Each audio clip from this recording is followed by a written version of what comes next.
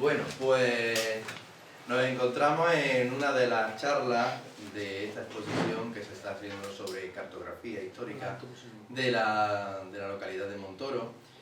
Y en esta ocasión, en el día 14 en el que nos encontramos, es la charla sobre la cartografía histórica de Montoro alrededores y cómo esa cartografía tiene una serie de elementos para poderse realizar y poderse plasmar sobre el papel. Tenemos a uno de los miembros de la asociación, además el dueño de todos los planos que hay en esta sala, en las dos salas de la oficina de turismo, que es Francisco Aguilar Pérez, que nos va a hablar pues, de todos estos rudimentos, de todas estas formas de hacer cartografía y de todos estos elementos que sin duda alguna nos sirven para comprender nuestro medio y los lugares donde nos movemos. Te dejo, Paco, con, vale, con la... que tengo el rojo. Bueno, primero, muchas gracias por venir. Es un día, un domingo por la mañana, siempre tenemos muchas cosas que hacer, nos vamos al campo, sobre todo en esta época de aceituna, ¿no? Pero voy a intentar ser breve, no voy a ser breve, no voy a ya tuve ocasión en la visita guiada de extenderme y va a ser una charla, además si queréis incluso participativa, no va a tener otra cosa. Esto, como bien dice Pepe, pues lo organiza la Asociación de Patrimonio, es uno de las actividades que ha realizado, y la verdad que era una cosa que nunca se ha hecho en Montoro, que era una exposición de cartografía. Yo desde hace mucho tiempo soy aficionado a la cartografía, estudié en Jaén ingeniero técnico topógrafo, y siempre pues me ha encantado el mundo y son muchos años que yo he ido recopilando. Un poquito el gusanillo me lo metió mi padre porque tenía unos planos que me llamaban mucho la atención, y a partir de ellos, que aquí puede haber 3 o 4 planos de él, estoy mirando por ejemplo ahora el de las vías pecuarias, que es de él, pero todos los demás son míos, que lo he ido casi durante 30 años atesorando, ¿no? Son 30 años, son prácticamente dos planos por año, tampoco es una cosa, pero como una cosa mantener el tiempo, pues al final pues te haces con una serie de planos y algunos son, la verdad, sobre todo relacionados con Montoro, interesantes, y algunos de fuera, ¿no? Bueno, yo para empezar quería dar unas nociones básicas de cartografía. Y la definición de cartografía es muy simple. Conjunto de estudios y operaciones científicas y técnicas que intervienen en la formación o análisis de mapas, modelos en relieve o globos terráqueos que representan a la Tierra o partes de ella, o también del universo. También la cartografía se dedica a representar la esfera celeste, ¿no? Esa es la definición técnica, pero en realidad lo que es técnica más refinada, pero en realidad la cartografía es intentar resolver lo que hay en la realidad geográficamente, pasarla a un papel, no hay otra. Y a lo largo del tiempo se ha ido perfeccionando hasta contar con lo que tenemos en la actualidad, ¿no? Y quería también hacer una diferencia. Hay dos tipos, centrándonos sobre todo, no quiero expandirme mucho, centrarme en la diferencia que hay entre mapa y plano. Es una diferencia sustancial, pero que muchas veces se escapa a las personas corrientes, ¿no? Un mapa es una representación en el papel del terreno, pero que tiene en cuenta la esferidad de la Tierra. Y un plano es una representación de la realidad, pero que no tiene, porque no le hace falta llegar a ese detalle, la representación o resolver el problema de la esferidad terrestre. Un ejemplo, las cosas con ejemplos. Un mapa, pues el mapa de Europa. Hay que contar con la esferidad de la Tierra, porque es un costado de la Tierra y hay que saber representar y saber resolver las mediciones en ese papel de la realidad. Y después, un plano pues puede ser de un objeto, de un ordenador, o puede ser de una cámara de fotos, o puede ser de un barrio, o una ciudad como Montoro, puede ser un plano, porque nos da igual la esferidad de la Tierra. Eso por ahí. Después otra cosa que siempre oímos hablar de la escala. Una escala es algo fundamental. Una escala que las vemos en los planos representadas, hay dos tipos de escalas, la escala gráfica y la escala numérica. Esto es una escala gráfica. Tú vas, tú tienes el plano, como un plano como este, lo tienes en el papel y te dice una escala gráfica. Pues tú coges un compás y dices una distancia. Yo quiero conocer la distancia que hay, por ejemplo, de Montoro a, yo que sé, a Lancarná, por poner un ejemplo. Pues tú coges un compás, lo pones en Montoro, donde el punto que y lo pones en Alcarná y mides esa distancia, te da una distancia del compás y tú vas con el compás, pum, y la colocas aquí. La colocas en el cero y la colocas aquí. Después, donde cae el compás, por ejemplo, aquí si cae, por ejemplo, en 5,5, pues tú luego te vienes aquí con la punta del compás y después cuentas, por ejemplo, 5 kilómetros con 500 metros y lo cuentas. O sea, que pueda llegar a una apreciación, no puede llegar, pero sí puede a una cosa aproximada, ¿no? Y esa es una escala gráfica. Y después la escala numérica. Hay dos tipos de escalas, esta, la gráfica que es esta, y la escala numérica. Esa, se me ha pasado rápidamente. Una escala numérica. Esto es una escala numérica. Aquí la tenemos, la escala gráfica, que hemos visto antes, y aquí tenemos la escala numérica. La escala es 1/50.000. Esto lo que significa es que 1 centímetro en el plano equivale a 50.000 centímetros en la realidad. O cualquier medida. 1 metro en el plano equivale a 50.000 metros en la realidad. Y con eso también tenemos, por ejemplo, aquí estamos viendo que está 1 kilómetro cuadrado. Aquí. Precisamente en la hoja 903, que es la hoja de Montoro. Y entonces ese tipo ya nos da la referencia. Y ahí pues tenemos muchas más apreciaciones en un plano de lo que, por ejemplo, pero lo vamos a ver más tarde.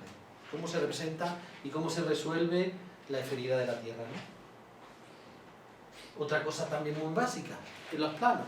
Cuando vemos y lo vemos emborronado, por ejemplo, aquí de muchas líneas, de líneas que suelen ser de color marrón, un marrón claro y un marrón oscuro, que son precisamente, a ver si las veo aquí para que se vean, estas líneas que vemos aquí. Hay dos tipos de líneas, estas son las curvas de nivel. Las curvas de nivel son como tenemos una superficie de referencia y después lo cortamos como por plano, ¿no? Cada 1/50.000 son 25 metros, ¿no? Es como si tuviéramos el río Guadalquivir al paso por el puente de Montoro, es un plano de referencia, y después Montoro está a 25, o la torre está, pues pasamos a otro plano de referencia. Y donde la superficie se acorta a la superficie topográfica, al terreno, pues ahí es donde pasa el siguiente, ¿no? Y suele estar a unos 25 metros. Esto es una representación de una montaña, un plano de referencia, va subiendo la montaña, esa es la montaña, pasa a otro, pues entonces se va dejando aquí una huella, que esa es la curva de nivel, ¿no? En este que viene aquí se ve más claro. Esta es la montaña y se va cortando por curva de nivel, y entonces en realidad lo que va a ser en el plano es solamente esto. Este, por ejemplo, está a 70 metros, porque el plano de referencia está a 70 metros. A ver. Después tenemos... voy más rápido de lo que me pensaba.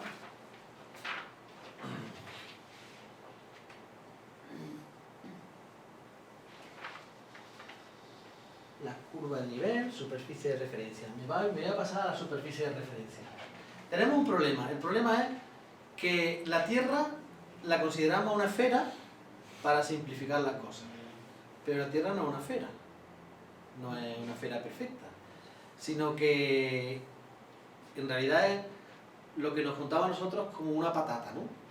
Una patata es redonda, pero tiene protuberancia por un lado, protuberancia por otro. Es como cuando vemos un asteroide de esos que sale, por la Tierra es exactamente igual. Lo que pasa es que no nos damos cuenta.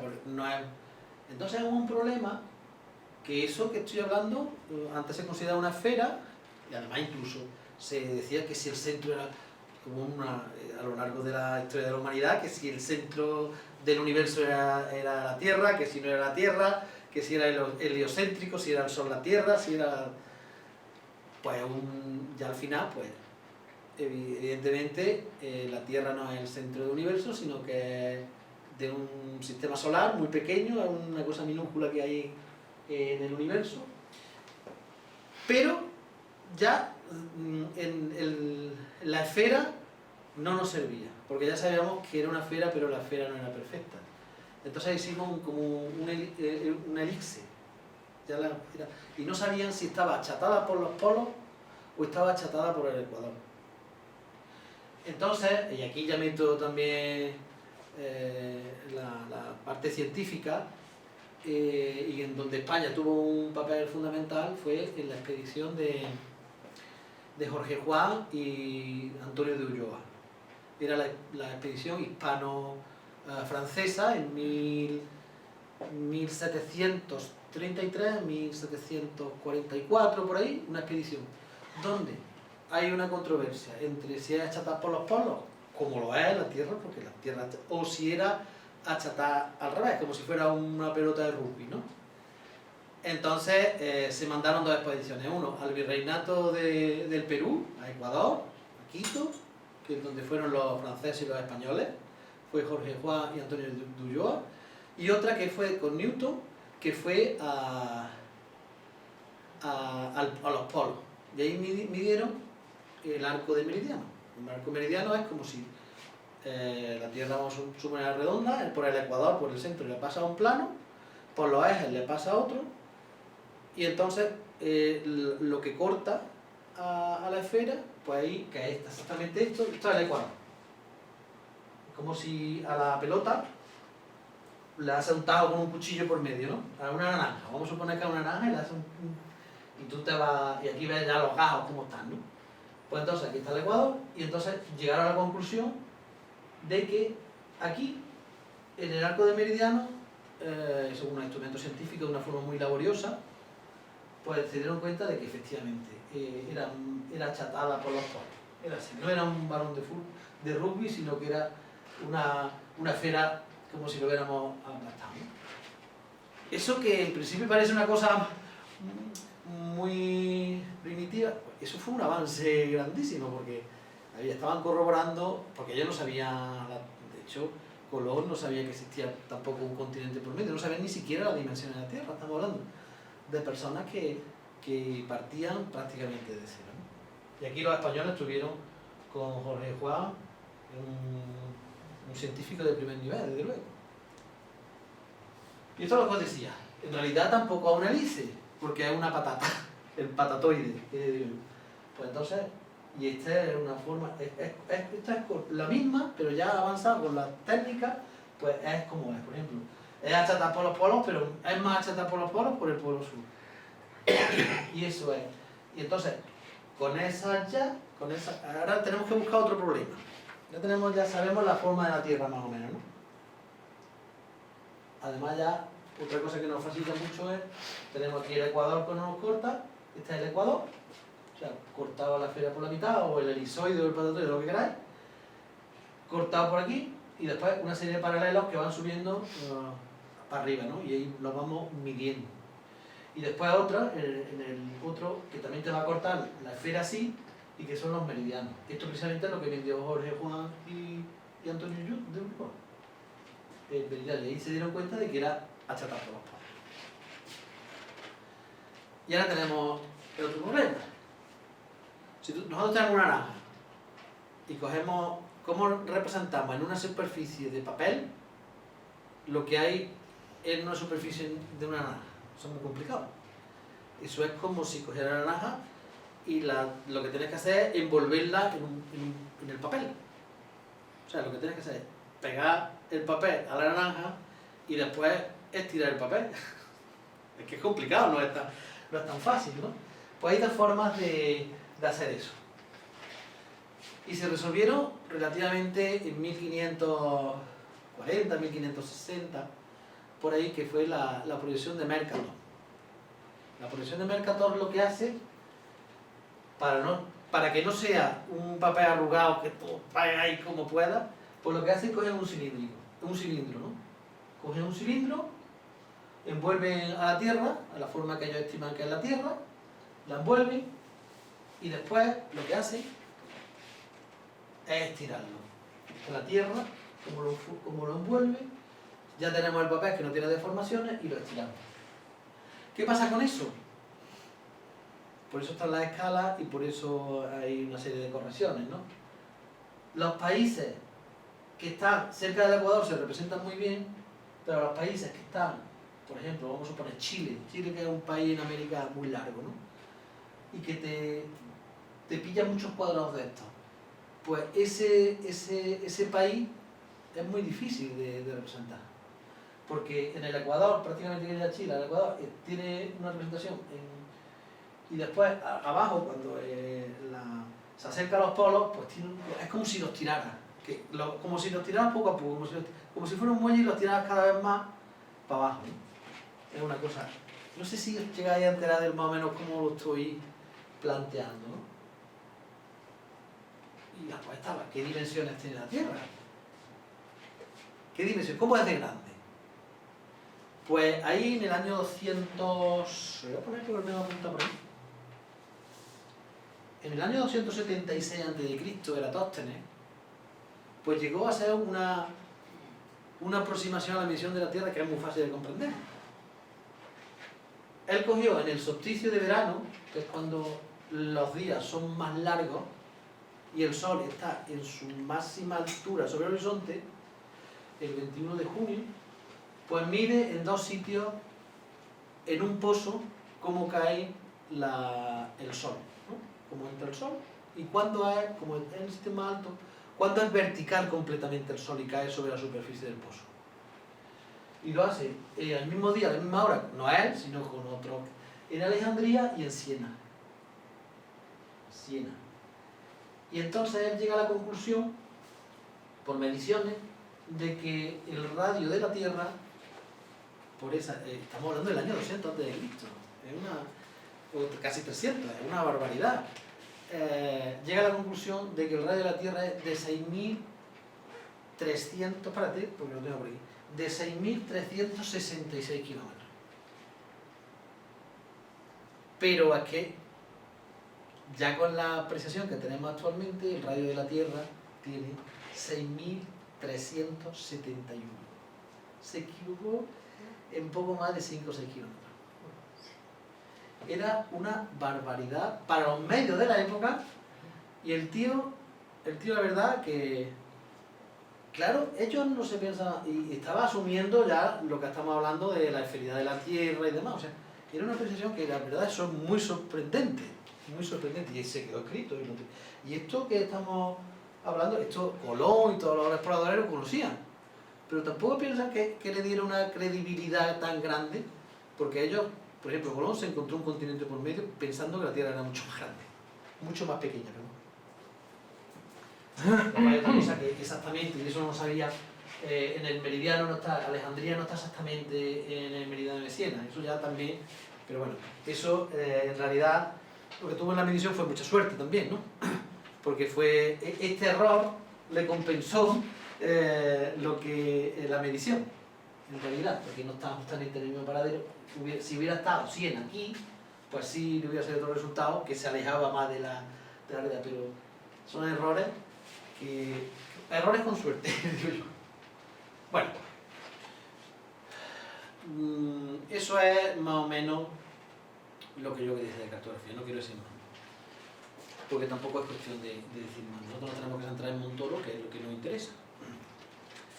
Y el estudio de la cartografía, y en 1890, pues hace su trabajo. Y es una atlas de historia. Y la verdad que es una maravilla. Podéis pasarlo si queréis. Es una maravilla el atlas de historia, ¿no? Y es este hombre. A mí me ha encantado. Ha sido una cosa que me ha gustado muchísimo. Además, la encuadernación, el tipo de letra, tiene siglo y pico, es demasiado. Pero más sorprendente es que este hombre, este muchacho, en un colegio, que tenía que ser un colegio de de postín, porque no se explica sino ese pedazo de cuaderno, pues estudiando la historia de España y de su territorio, va y te señala Épora. 1890, sin Google ni nada, que esto tiene enjundia. Esto es el hombre, me imagino que al final terminaría siendo una persona muy culta, ¿no? Vemos más, por ejemplo, aquí tenemos, este ya es de otra época, ¿no? Este es de 1580, el plano de España de 1500, y ya pues la distribución territorial es diferente, y nos centramos, por ejemplo, en Córdoba.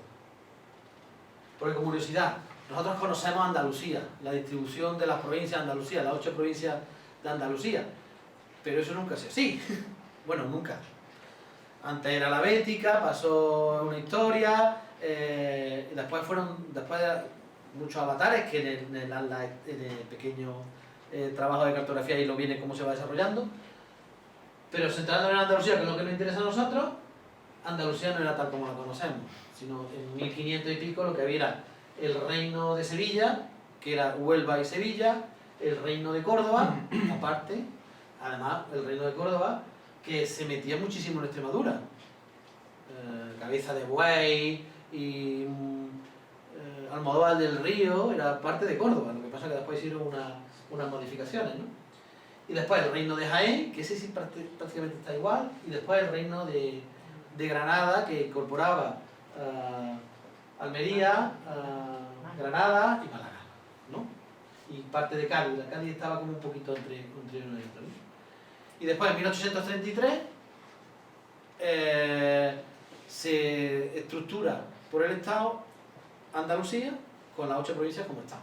Y entonces, a partir de 1833, pues entonces nosotros ya conocemos Andalucía tal como es ahora.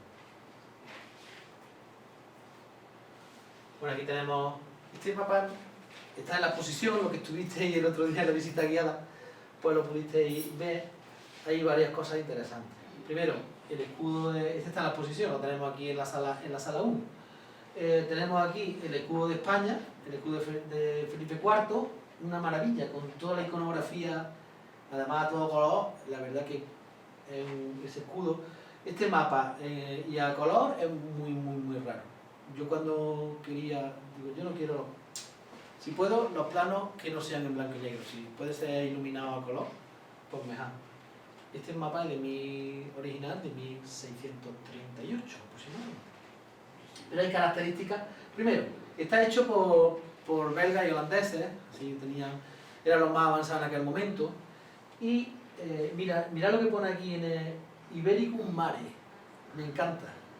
El Mare Ibericum, y pone el Mediterráneo en letra así como especie de gótica, y después pone aquí Estrecho de Hércules, también es columna de por el Estrecho de Gibraltar. Pero lo más curioso de todo es aquí la firma, se pone M. Merian. M. Merian, estos eran holandeses, y a los españoles los querían bien poco. Hicieron un mapa muy bonito de España, pero a los españoles los querían bien poco. Primero porque era una parte de España y ellos querían independizarse, eran protestantes, tenían otra visión del mundo, y el que lo hace se llama M. Merian. M. Merian es el personaje y las imprentas que ellos tenían, que nos endiñaron la leyenda negra que tenemos los españoles hasta hoy. Primero porque tenemos otra religión, tenemos otra manera de pensar, y este es uno de los culpables, el que hizo este es el famoso que pone al duque de Alba comiéndose niños y cosas de esas, ¿no? Rollos macabeos. No podían con España militarmente y lo hacían de donde pillaban. Y la leyenda negra, pues después la heredaron los ingleses y ya terminaron de darnos el crédito. Pero bueno, nosotros lo que nos interesa es el Montoro, ¿no? El Montoro y la toponimia. La toponimia es, en los planos, la toponimia. Esto es, si os fijáis, esto aquí está Marmolejo, esto es el Yegua, este mapa que está también expuesto ahí, es un mapa que, como hemos dicho antes, refleja la esferidad de la Tierra porque es una superficie enorme, pero hay cosas muy interesantes. Sobre todo los ventorrillos. Aquí no se ve muy bien, pero hay un ventorrillo que se llama Borreguiles. Todos los ventorrillos, que todos los nombres han desaparecido. Este mapa es de 1880, ¿no? Y la carretera que pasa por ahí, vienen todos los ventorrillos. Todo está lleno de ventorrillos. Después hay otros mapas antiguos que pasan por la parte de Adamuz. La parte de Adamuz, si conocemos otro Adamuz, la calle Mesones, no tiene nombre porque sí, sino porque hasta el siglo XVIII la arteria fundamental que comunicaba Andalucía y Sevilla con Madrid pasaba por Adamuz y pasaba por la calle Mesones. Era lo que también le dicen el Camino de la Plata, por ahí pasaba toda la plata de América, pasaba también por ahí. Entonces, eso estaba lleno de ventas, y además algunas de ellas Cervantes la reflejan, creo que en la Ilustre Fregona, hay la venta de Orán, la venta del Mercader, Diego las conocerá más o menos todas, ¿no? El Mercader, la venta de los locos, hay un montón.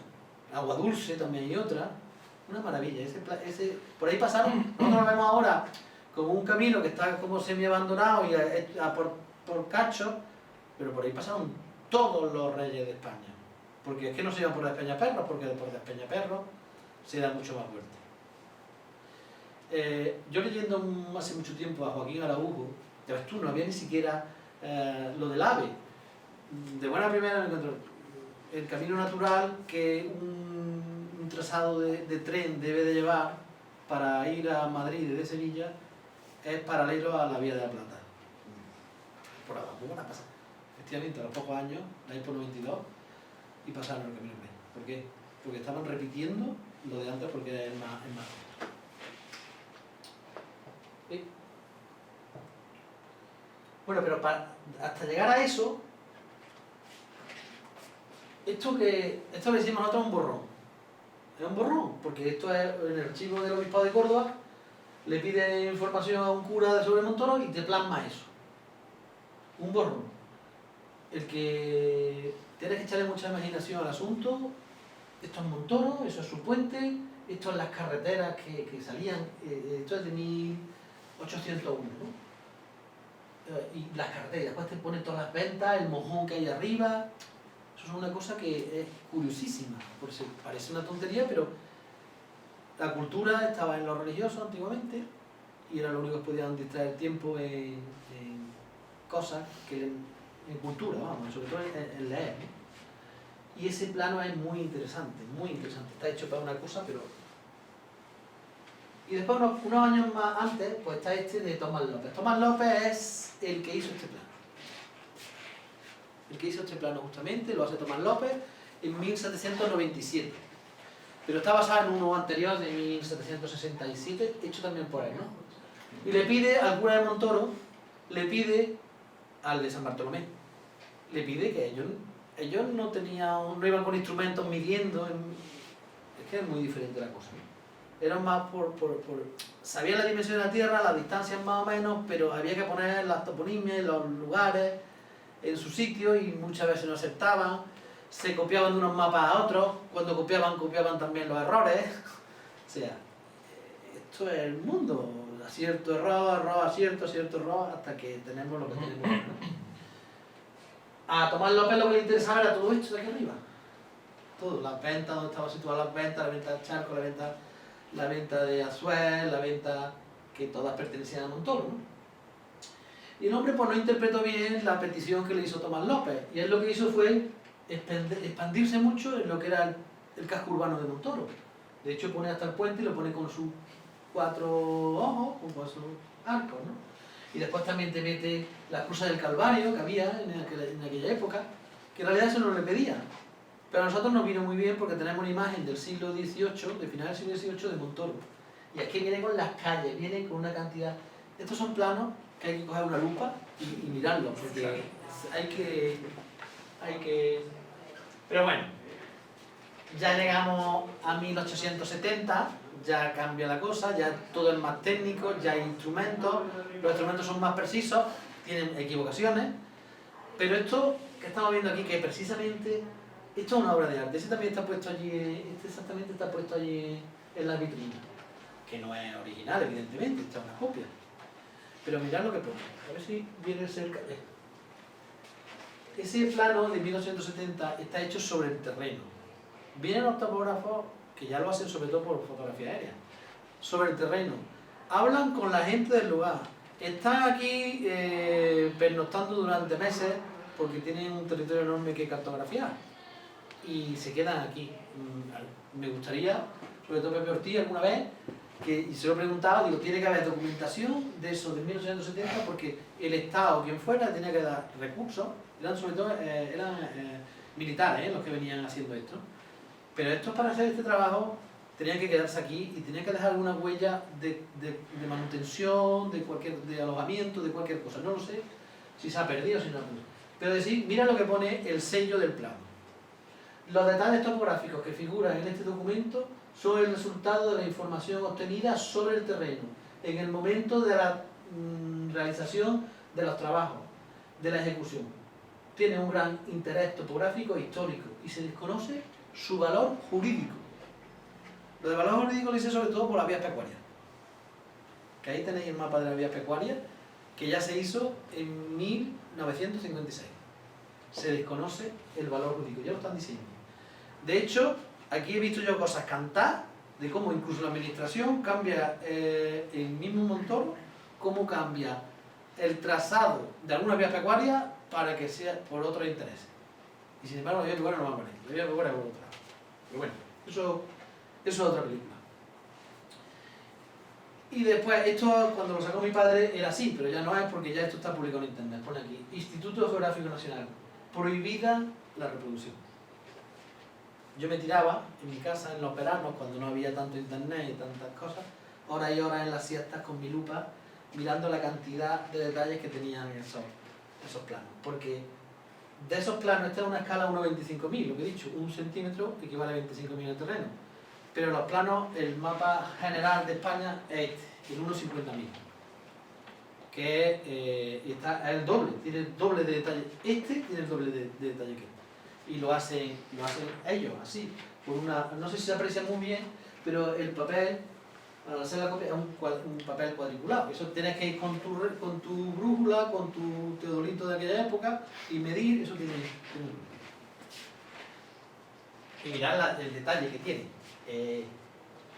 Eso estamos viendo Montoro, no es una foto aérea, pero estamos viendo Montoro del año, aquí no lo viene bien, del año 1872, Es uno de los primeros planos que se hicieron en toda la península ibérica. Aquí, ¿no? Instituto de Geografía, esa es la escala, 30 de julio de 1880, mapa manuscrito a tinta. Y vienen las fechas y quién lo firman los técnicos, no pasa.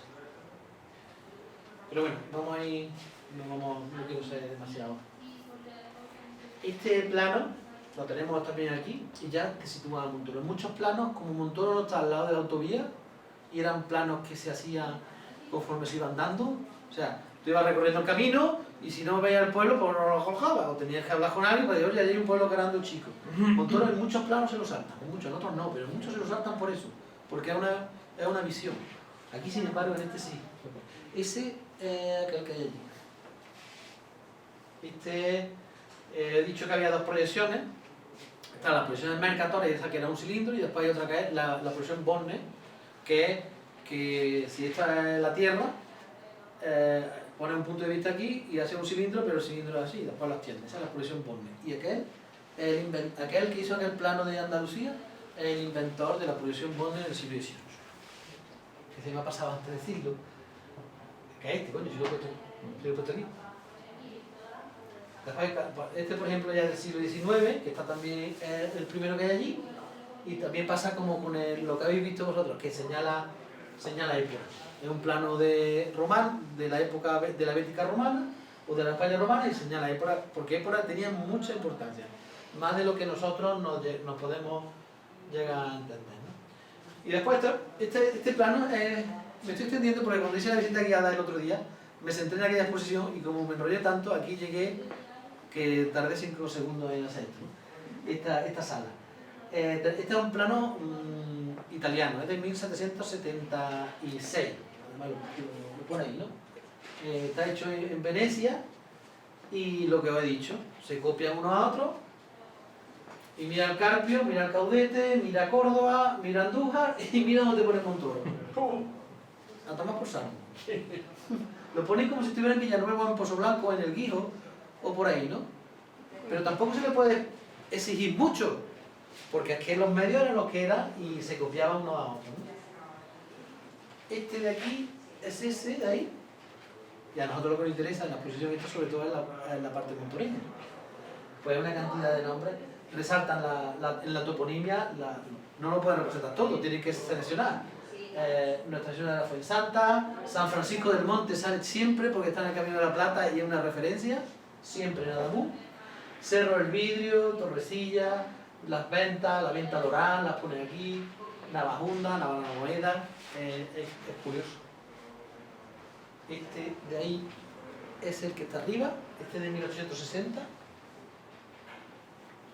Este exactamente, este sí que está, este lo resaltaría yo, este es de alemán, es el original, de 1700, no lo va, 1770 y algo, y aquí pues a nosotros lo que nos interesa, pero veáis cómo se copian unos de otros. Eso que estamos representando ahí, este alemán, de otro plano, de Tomás López de antes, que es muy parecido, ese es el de los cuadros. Esa representación es muy parecida a esta. Porque es que se copian miserablemente, unos de otros. Claro, ellos manejaban toda la información que tenían y nunca habían visitado el terreno, pues ellos se copiaban de lo que había. Ese es exactamente ese. Tomás López era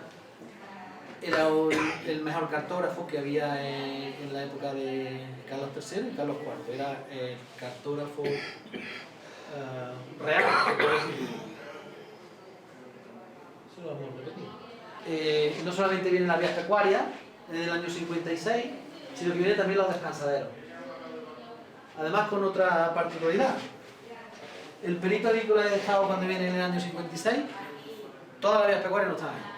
Ahí hay más. Lo que pasa es que solamente se catalogaron esas y esas son las que han trascendido, pero hay más. Soy caminos públicos y demás, y eso va al campo y Dios lo sabe, hay más. Claro. Eso, las vías pecuarias siempre son de dominio público, o sea, como los ríos, inalienable, imprescriptible e inembargable. Eso quiere decir que aunque yo, un listo, venga de una finca y la corte, o me quede con un cacho de la vía pecuaria, esa vía pecuaria, hay cosas que por el derecho de usucapión o usucapio, no sé qué se llama, que tú te puedes quedar con una casa porque llevas 40 o 30 años y nadie ha protestado, ¿no? Pero con la vía pecuaria no pasa eso. A ti, tu bisabuelo se quedó con la vía pecuaria, un cacho de la vía pecuaria, y viene el Estado y te la quita, con la ley en la mano. Y no puedes cortarla, y menos cortarla a pastores que están andando por ahí, ¿no? Este es el de mi padre y la verdad que siempre... Y tened en cuenta eso, que estamos viendo la mitad del término municipal de Montoro. Porque en el año 30, en 1930, en abril del 30, se independiza la aldea de Cardeña. Y como los de Montoro somos así, pues resulta que no fuimos ni siquiera al del Linde. ¿Qué pasó? Y el Linde fue en el año 33, por ahí lo pongo aquí. A ver si lo puedo poner por aquí, para que lo veáis. Esta es una hoja de Cardeña. La hoja de Cardeña la hicieron en 1800, esta no sé exactamente de qué año es. Este también, 1872. Este plano es la trabajo de campo del 1.50.000. Es de 1872. Claro, Cardeña pertenecía a Montoro. Cardeña, a su vez, la venta al Charco, la venta al Cerezo y toda la demás, ¿no? Y resulta que se independiza Cardeña en el año 30 sin término municipal, porque no lo habían deslindado y no habían llegado a ningún acuerdo, ¿no? Ahí vienen los topógrafos de Madrid y el Ayuntamiento de Montoro ni se presenta para la venta al Charco. Cuando los de la venta al Charco querían seguir perteneciendo a Montoro. Mira lo que os estoy diciendo. No se presentaron allí y los topógrafos le tiraron por donde le dijeron los de Cardeña. ¿Qué pasa? Que Montoro tiene ahora mismo 583 kilómetros cuadrados. Cardeña tiene, creo que son 513, era el término, uno de los términos municipales más grandes de España, llegaba hasta Ciudad Real y lo partieron por la mitad. Después llegó la guerra civil, llegó todos los follones, aquello se quedó como está y la cosa de los hechos consumados. Se llevaron la mitad del término municipal. Y no estamos hablando de un término municipal cualquiera. Tanto Montoro como Cardeña son más grandes que Andorra, que no es muy ocupado. ¿Vale? Bueno, eso me dice. Esto es lo que os he dicho, como ya acercándose ya una foto, cómo se ponen los descansaderos y las vías pecuarias, todas descritas, todas demás. Este plano es este plano es justamente ese que tenemos. La particularidad de ese plano es la siguiente, una de ellas. Para esta. Primero, yo lo digo mucho a los turistas cuando lo explico, digo, estamos viendo un pueblo que va para atrás. A finales del siglo XIX, Montoro estaba que se salía económicamente, por el olivar y por muchas cosas.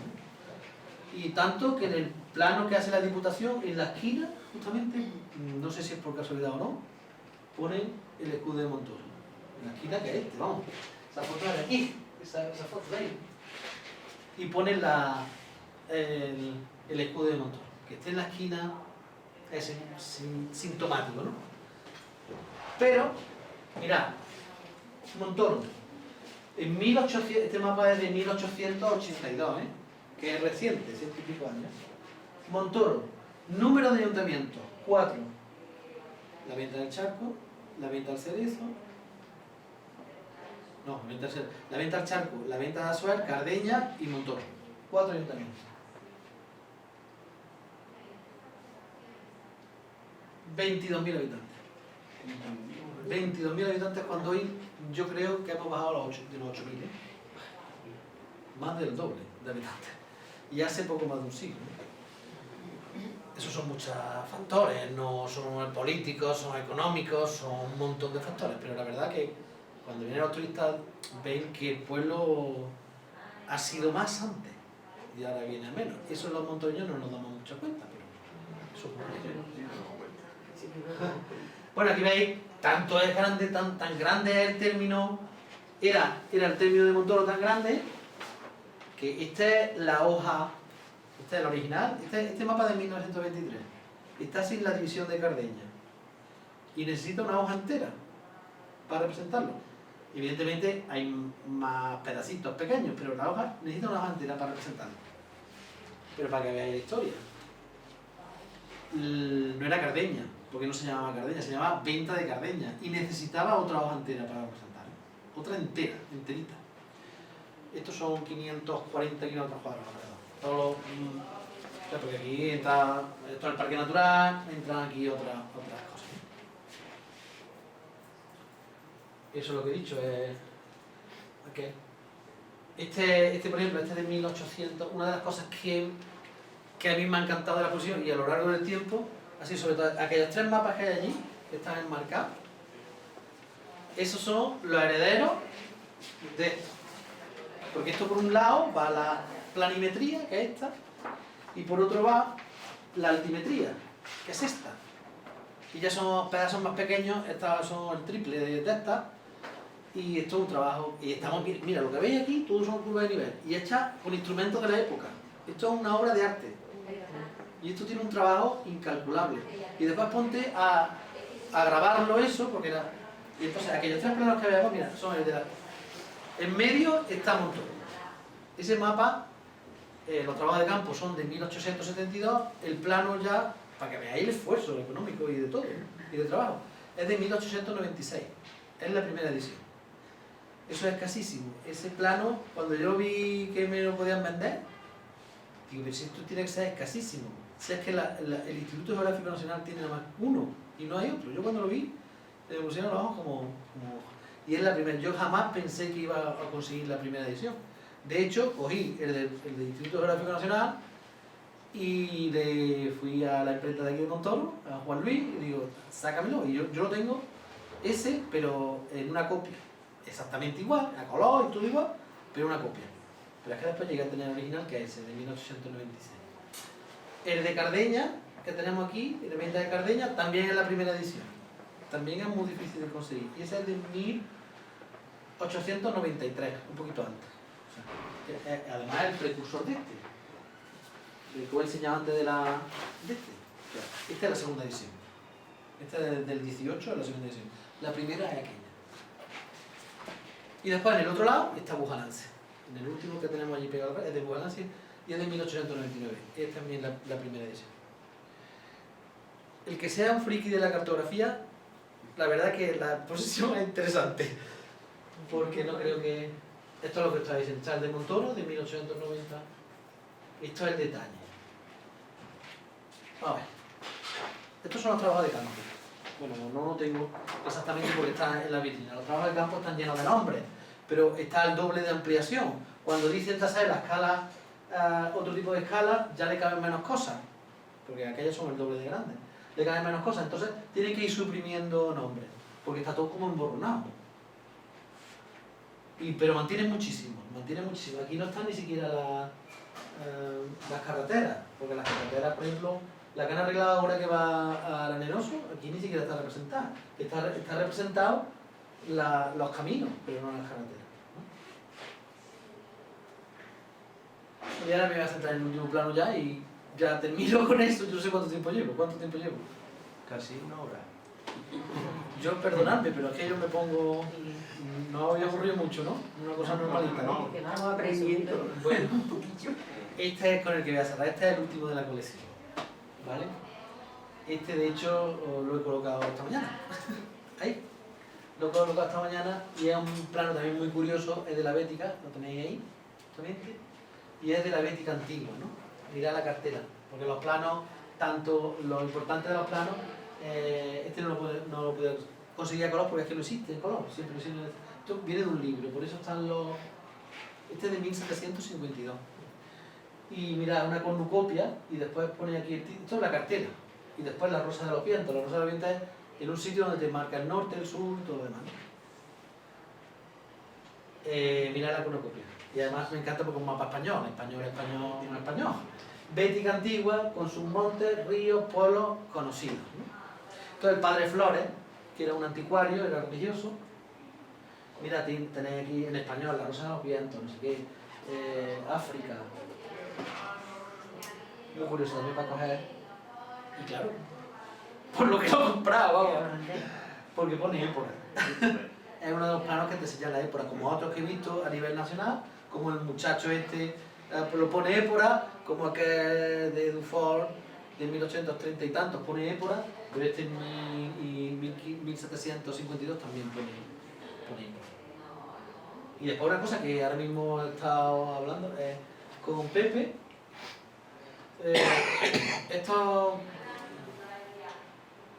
El signo de los topógrafos y demás siempre es un compás, ¿no? Pero esto es muy mosqueante. Primero, es una cosa que me ha encantado, es que la escala gráfica, esa que hemos dicho, el primer plano que voy a enseñar, la escala gráfica, que era horizontal, pues la pone en vertical. Y pone un compás y una pluma, y eso es símbolo masónico. Son símbolos masónicos. Este es un mapa que hay en la exposición, ahí, este es de 1500 y pico, pero a nivel donde Sevilla se representa muy bien, porque este es de 1579 y Sevilla, con el comercio con América, estaba que se salía, o sea, toda la población se iba a Sevilla. Como te presenta Córdoba, es lo que he dicho antes del Mare Ibericum, en otro plano anterior, después los dibujos que te hacen de los... Ese está ahí en la otra sala, el original. Después hay otros que se van a heredar. Esto, si tú le das la vuelta a los planos, están escritos en latín. Es un texto en latín por Andalucía, con Z. Y heredan muchos términos, por ejemplo, turdetanía, Betulia, son términos antiguos, ¿no? El mar que hemos dicho, el estrecho de Gibraltar, las cornucopias son chulísimas, ese también es otro plano. Todas estas fotos son de los planos que están en otro lado. El escudo que he dicho antes. Este es uno de 1800, pero lo voy a pasar rápido porque no quiero ya. Y ya está, se acabó.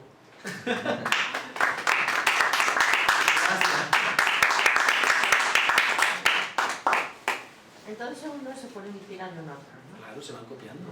Se van copiando. Pero la fuente primaria... Que de hecho yo serví en el geográfico y pasé, y lo que era Villanueva la pasé yo a escala 1.50.000 y lo que yo estaba en una máquina que era el Exiter, se llamaba. Era un visor, tenía el 25.000 y dos... Pero fotografías, ¿no? Eran Sí, fotografías. es. Esa foto... Pero sí, también son fotogrametría. Pero tenía el mapa debajo, el 25.000. Entonces tú lo que iba era cosas menos significantes, a lo mejor una casita, esto, la ibas borrando. Arroyos ibas borrando rollos que te creías tú que no eran importantes. Que luego a lo mejor cuando íbamos a revisar la zona que habíamos limpiado, a ver si más o menos no habíamos quitado algo importante, era lo que había que rectificar. O volver a poner o quitar. Un mapa... Pero es que era copiado el 25. Pues tú lo que has hecho es lo que hacían los cartógrafos antiguos. Ellos tenían que seleccionar la información, no podían darla toda, tenían que seleccionarla y que no se les borrara el mapa. Y eso es una labor de abstracción y que no pierda mucho, muy grande. Eso es muy grande, eso la verdad. Y de lo que tú estás hablando, hay otro tipo que ahora los planos se hacen de otra manera. Los planos se hacen sobre todo por fotogrametría, son fotos aéreas, pasan pasadas, no tienen que ir los topógrafos al terreno, ponen puntos de apoyo, miden los puntos de apoyo y sobre todo lo que hacen es una pasada, se llama estereóscopo.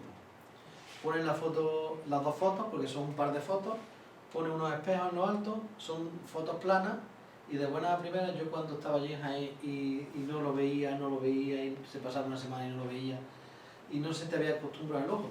Pero eso es, que no es informática ni nada, que es una cosa, las fotos aéreas, son dos fotos aéreas así, el aparato encima y de buena primera un día y ya se te acostumbra a la vista y ya no ves otra cosa más que eso, hace el relieve y se levanta. Y lo primero que hace es meter manos, digo, ¿qué pasa aquí en la foto? Se levantan las fotos y depende de la escala, es una pasada. Como ahora hacen las fotos, todo esto de los trabajos de campo pues una cosa de cartografía histórica, esto ya no se hace así. Bueno. Entonces, Paco, antiguamente el término municipal de Montoro comprendería unos 1.200 kilómetros cuadrados. No llegaba. 1.100 y pico, ¿no? Llegaba a 1.100 escaso. 1.100. Yo ya, como yo también, pues, me llama la atención esto, el término de Montoro es uno de los términos más grandes de España. Pero sin embargo, nada más que en la provincia de Córdoba, Córdoba capital, tiene 1.200, es más grande que Montoro. Y Hornachuelo, ahora mismo está Hornachuelo, que creo que son 1.400, Córdoba capital, y donde está la universidad, Pepe, la universidad está ahí en la sierra. ¿Belmé? No, sí, pero por aquella parte, Belalcázar, Belalcázar. Nosotros ahora mismo somos el cuarto. Y detrás de nosotros viene Cardeña, lo que se nos separó. Claro. Que tiene enjundia la cosa. Pero bueno. Bueno, cortamos, ¿no? Pues muchas gracias. Venga, Paco. a vosotros. Pues gracias, Paco.